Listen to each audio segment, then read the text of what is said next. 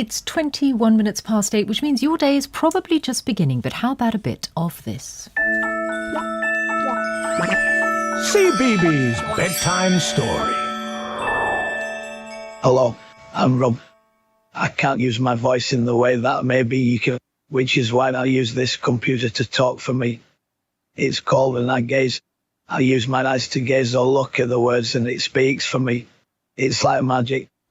Rob Burrow, former rugby professional, has recorded a CBeebies bedtime story using eye gaze software. He has motor neurone disease, or MND, and he has become the first non-verbal person to read the story. Claire Taylor joins us. She's the series producer for the bedtime stories and worked closely with Rob and his family on the recording. And Richard Cave is a speech and language therapist who works with the MND Association. Morning to you both. Good morning. Richard, explain the software first of all. How does it work? Well, the eye gaze software is exactly like Rob says, that he uses his eyes to move and select letters and words and presses to play.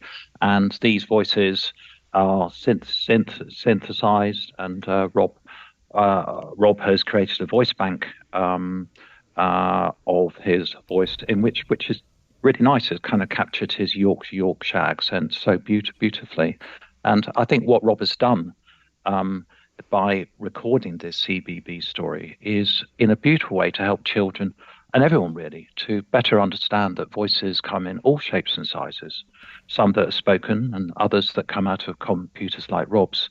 And for children, if their mum or dad's or their loved one's voice has changed because of MND, then actually their mum and dad can still tell a great bedtime story and still loves them just the same as ever. And the creation of the voice bank, that's really interesting. He will have therefore spoken as much as possible while he still could in order to feed his own voice into the programme. Yes. So we are hoping to help people at risk of losing their voice because of MND, around about 1,200 people this year to bank their voice.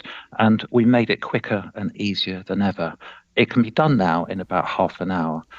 Using a new website called iwillalwaysbeme.com, where we partnered with Dell, Intel, Speaknik and Rolls-Royce to help people just to create a synthetic approximation of their voice before it changes or it's lost.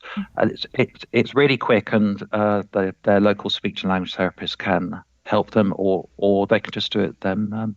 Oh, extraordinary. And how wonderful to hear that exists. Claire, tell us about the day of the recording. How long did that take and how did it work? Oh, it was a wonderful day, Michelle. We made it a real family experience for Rob and Lindsay and their beautiful children. Invited them all in and they met some presenters, Dog Puppet in the CBeebies house. And I invited them into the gallery so that the children could count down and shout out action and direct their daddy. Little Maya was telling their daddy to smile more, and Jackson was gobbling away chocolates and sharing them with the team. So it was a beautiful experience. And did he choose the story? We chose the story and obviously ran past options with Lindsay and Rob, but we selected Tilda Tries Again by Tom Percival for its perfect fitting theme, all about a little girl. We don't quite know what's happened to the little girl, Tilda, in the story. It could be absolutely anything, but she tries and tries again to overcome her difficulties and challenges in life. There's a beautiful picture of a little ladybird on its back, wiggling its little legs, struggling to get back up and fly off. And eventually it does. And that for me was everything, because it reflects what Rob and what many children are like. Yeah. You've had quite a few firsts, Claire, haven't you? Because you had the first British Sign Language CBeebies stories. You had the Makaton CBeebies story. What's the response of your young viewers like to those firsts? It's wonderful, a really positive impact. We had Rose Ayling-Ellis signing in BSL. We had Laura Faki, a Paralympian, reading a first story in Braille just very, very, very recently, and her guide dog was sat next to her. It's just beautiful to be able to, reflect children back on screen, to empower them, and to make sure that people know that bedtime stories can be read by absolutely everyone. Yeah. And Richard, how accessible is this kind of software to people with MND? It's very accessible.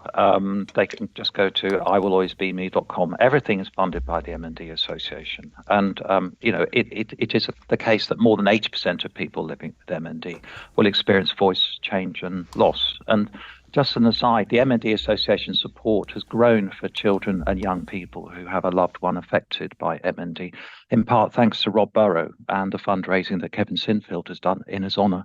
And this support ranges from memory-making resources, storybooks which explain MND for children, and also tailored counselling through our partnership with Bernardo's. And for anyone that wants to find out more about these services, just go to the MND Association website. Wonderful. Thank you very much. And this particular bedtime story with Rob Burrow will be on Saturday, the 3rd of December. Richard Cave, Claire Taylor, thank you.